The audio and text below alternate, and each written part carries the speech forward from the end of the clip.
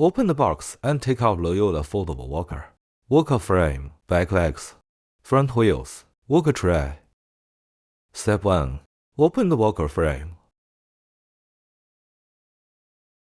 Step 2. Insert the front wheel into the walker frame.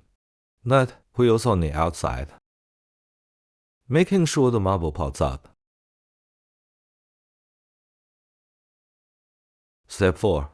Insert the back leg into the walker frame, making sure the marble pops up.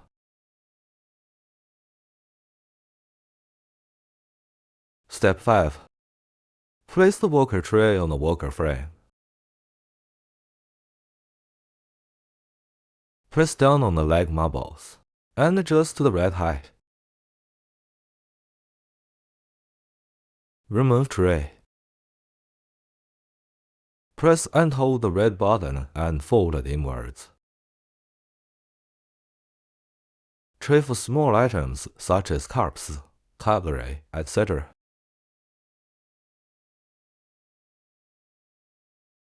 Wheels roll smoothly. Rounded feet, not scratching the floor.